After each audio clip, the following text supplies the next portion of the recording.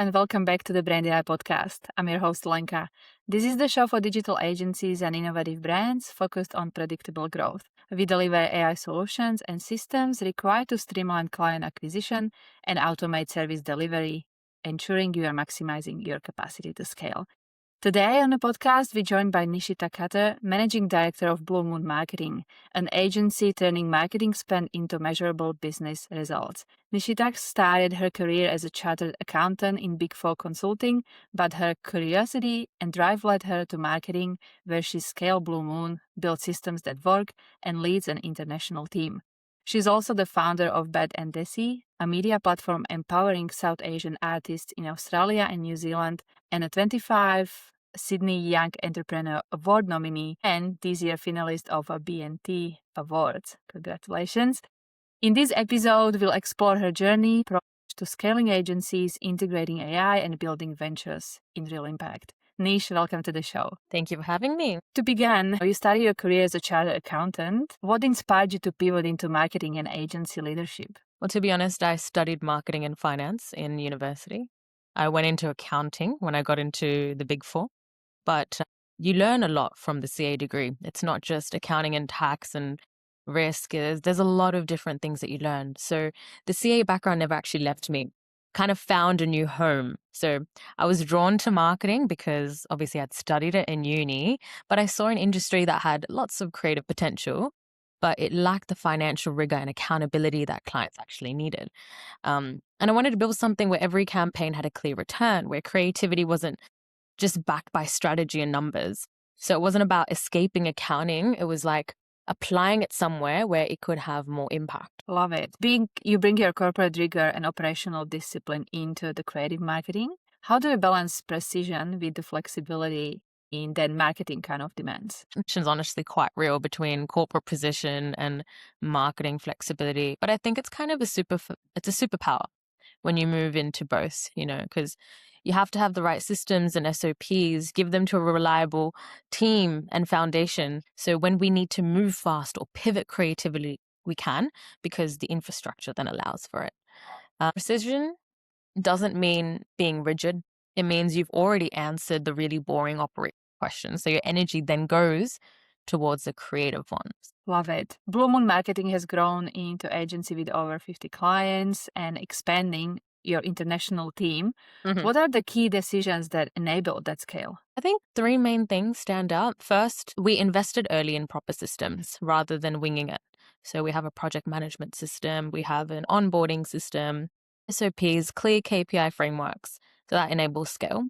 And then second, we built an international team thoughtfully, not just for price efficiency purposes. And then third, being ruthless about the client fit, where obviously 7 years in now, 20 plus team members. And I'd say the decisions that I didn't make, clients we walked away from, hires that we didn't rush, matter just as much as the ones that I did. Incredible. I did have a conversation with recent agency owners, and one of the advice they had, especially at the beginning, is very hard to say no to specific type of clients. Yes. So yeah, how do you make this call, especially when you're trying to scale and grow? I think the decision comes to like a culture and a value fit as well. Just basic things. For example, if someone is constantly leans into a behavior that resembles scope creep and they're persistent on that, that's really unhealthy for the business, as well as you have to make sure that you are bringing on clients that are healthy for the team. That's really important too. Yeah. You often talk about turning marketing spend into measurable business outcomes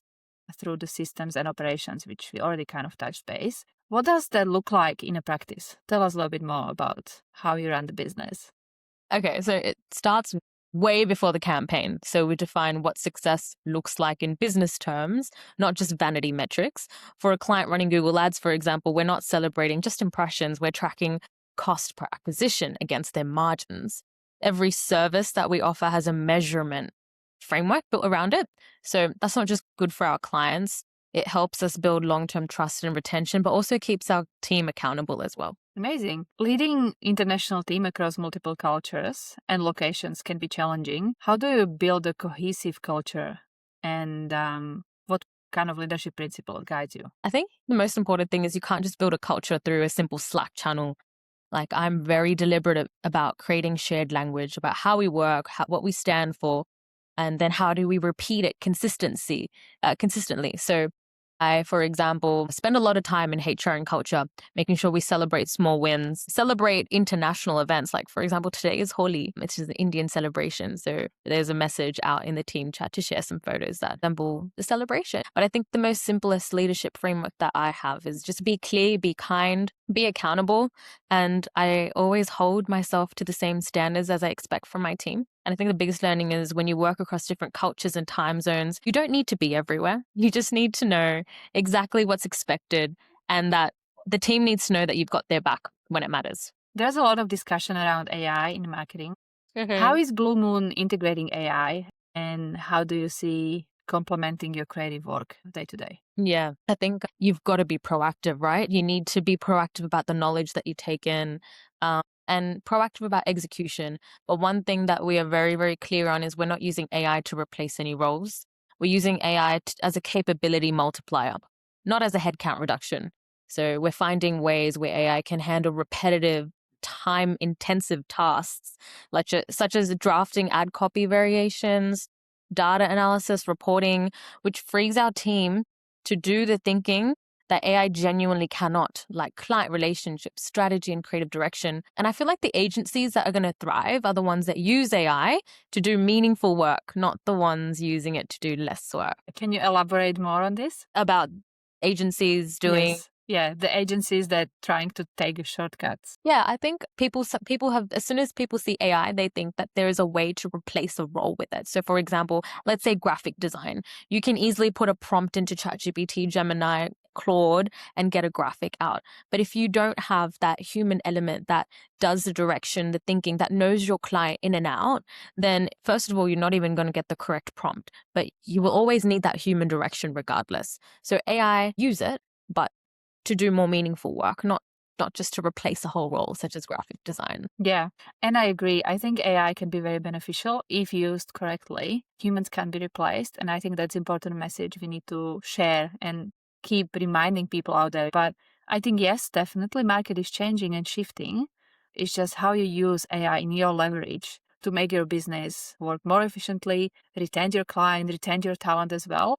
I think there is a lot of potential to protect your teams from doing manual tasks and tasks that they don't really enjoy. So you can give them a kind of satisfaction in their jobs and career path. I think that's a very interesting part of the AI world too. Spot on. I love how you've worded that. I think if we see AI as a threat and we react by, getting it to replace our roles, we use the very thing that keeps us human, like communication and relationships. Like, you can't really have ChatGPT sitting in your client meetings, developing relationships, asking John how your kid's doing, like you really need to find ways to supplement, not replace. Yeah. Let's talk a little bit more about Bad And Desi, platform supporting the Asian artists. Firstly, how do you juggle two businesses? How do you prioritize your day-to-day? Juggling Blue Moon and Bad And Desi. Yes, This is honestly something that I could get really real about, because I went in a very critical burnout stage early 2025. But the answer is simple. Like, you don't juggle. You just build systems so each of them can run without you at the center. If you're involved in every single decision, you are going to sink. So Bad And Desi and Blue Moon, both of them have a very clear operational infrastructure that it doesn't need me in every decision. There are the right people in those teams that follow the right SOPs. Clarity of purpose in each business makes it easy to know where my energy belongs on any given day. Yeah. Tell us more about Bad And Desi. What is it? What the platform does? How does it work? So Bad And Desi kind of came from the realization when my brothers wanted to get their music out. We live in Australia, Sydney. It's a gap where we live. There's no dedicated support for South Asian creatives in Australia, New Zealand. There's no pathway network. There's no collective community. Everyone's really sporadic, especially in Sydney, and no infrastructure. So I decided I'm just going to do something about it and just create a platform that enables growth in the creative industry for the South Asian diaspora. But because of the marketing knowledge, we know how to collect the data of our fan base. And at the end of the day, every single business thrives from data. So Bad and Desi is still in development phase. The media platform is out there, but we're working on some internal projects that's going to build sustainable career foundations for people, artists in the Southern Hemisphere. But yeah, success to me for Bad and Desi is just about spotlighting talent in my locality to the rest of the world. I love the initiative. Do you feel like you'll be launching any other businesses in upcoming years? Absolutely. I think when you know how to set something up, you know the foundations of growth, you would do yourself a disservice if you just hold back. You know, there are so many things that I'm passionate about. There are so many problems that are going to keep coming up in the world. And as someone that's a business owner and a founder, you always have like this active brain that's thinking about solutions. So if you know how to solve a problem, you have the systems and the team to do it. And we have a very strong internal infrastructure that enables us to provide solutions to big problems in the world, particularly for business owners. So definitely we'll be opening new businesses, definitely this year. But yeah, keep an eye out. Yeah, I will. Well, you're very established, successful business owner and also nominated in several awards. What would be the most surprising lesson you learned all the way through your career so far? In the entrepreneurial world, Yes. the most surprising and the most obvious lesson is you don't have to do everything yourself.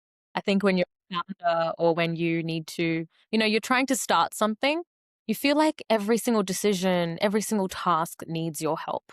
But the reality is systems are self-care. I used to think that building structure and documentation was admin, something you did when you didn't have time. But now I understand that it makes everything else possible, including rest, which is key. So another lesson is you need to rest. And I don't think that, hustling it's glorified burnout culture, honestly. Like when people say I've been working 24/7, it's something I used to do early and I thought that was success. But success is rest, success is balance, and success is systems. So I think that's really it. I realized the most surprising thing was how much freedom comes from doing the boring operational tasks related to admin. I love it. But where do you start though? Obviously, you have very established systems, but you definitely went through the path to get there. What do we do first? What would be your advice? I think it's funny looking at what you just said, like looking at someone like me and being like, she knows what she's talking about. First thing is just act like you know what you're talking about because the rest of it just happens. But real advice is when it comes to system growth, scalability, it comes off with just developing a very basic MVP, step-by-step procedure. Something that you know is taking a lot of your time, document it. If it's not documented, it's not done and it won't ever be done by anyone else. So document your day-to-day activities, how you do it. Then find someone that is skilled, either more skilled than you or maybe an admin assistant that can help you do those tasks because your currency and how you get free is your time. So where you can save time by delegating, that is growth for you. So I think that's the main thing. See, if you're a founder, if you're a business owner, where is your time going? Can you be the CFO of your life and then allocate the time that you're spending in different things in the right domains? Can you maybe take time out of watching TV, as an example, watching TV and dedicate that into going to the gym? So really allocate where your time is going and then be the CFO of your life and allocate it correctly, where you're going to get the highest ROI. You touched base on something very interesting, having someone helping you with admin. Mm-hmm. Do you reckon having a personal VA, someone in the real life, or would you go AI agent? Because there's a lot of moving in that space currently that could handle your inbox, your, social content, all of it. What are your thoughts on this? I think it really depends on the type of admin tasks, right? So for example, I have a virtual assistant / AI agent in my project management tool. So before we had a role that was a VA that was doing project management, that would look at all of the overdue tasks and then message every single person individually saying, get this done, get this done. But now we have an AI agent in the project management system that just does it all within 5 seconds, accurately messages everyone, and then sends me a report. So obviously you have to find areas that you can replace VA tasks, like a human's task, with AI agents. It's definitely a lot more accurate, but I am still, personally, I'm skeptical giving all of my VA human related tasks to a PA, an AI agent. And the reason for that is there's a lot of privacy concerns. There's a lot of tasks that one AI agent can't do. So I would deploy a hybrid approach. Yeah. And I think that's the way to go, because you always will need someone who will manage your systems. No matter how great and advanced they are, they're still just systems, so they need overseeing. What's in the books for Blue Moon for this year? What you guys up to? For this year, this is a very relevant conversation with you, Lenka, because we are just integrating AI wherever we can. Again, it's supplement to the roles that we already have. So we're increasing the capabilities and the service scope by integrating AI and finding time freedom. I think that's the goal for all of the roles within the organization, including ours, because time freedom equals, again, that's my version of success. I feel like if I have time, I can dedicate that time to doing other revenue building activities or self-care activities. So for Blue Moon, I think it's growth in the terms of operational sustainability through AI. Incredible. From AI, a lot of going on. You're obviously on the front of foot when it comes to implementation systems and automations. What do you think will happen in the next couple of years? What's your take on the future of AI in agencies and companies? Well, I think you can just see every single day there's new AI agencies popping up. But I think living in Australia, we are one of the last people to deploy AI into our systems. So I think over the next few years, we will have a transition where a lot of businesses will be either run by AI, with obviously a mix with humans as well. But I think a lot of them would have integrated AI systems. There'll be voice agents, chatbots, stuff that we already know, a lot more of it that we'll see. Most likely, all of the calls that you're getting, 90% of them will be done by an AI voice agent or robot. People, at the end of the day, everyone just wants their time back. So people are just going to find ways to use AI to get their time back. Yeah. Thank you so much. That was great. Lastly, before I let you go, can you please tell us what would be the best way to connect with you if someone wants to have a chat or learn more about Blue Moon? Yeah, absolutely. So you can follow Blue Moon Marketing on Instagram, LinkedIn. And then for me personally, you can follow my LinkedIn, Nishita Khatter. Or if you simply message any of the social channels on Blue Moon, I will probably read one of those messages. Thank you so much. I will link all these in the description below. Let us know what you thought of the episode, what's your intake on AI, and we'll be back with another interesting topic soon. Thank you. Lovely. Thanks, Lenka.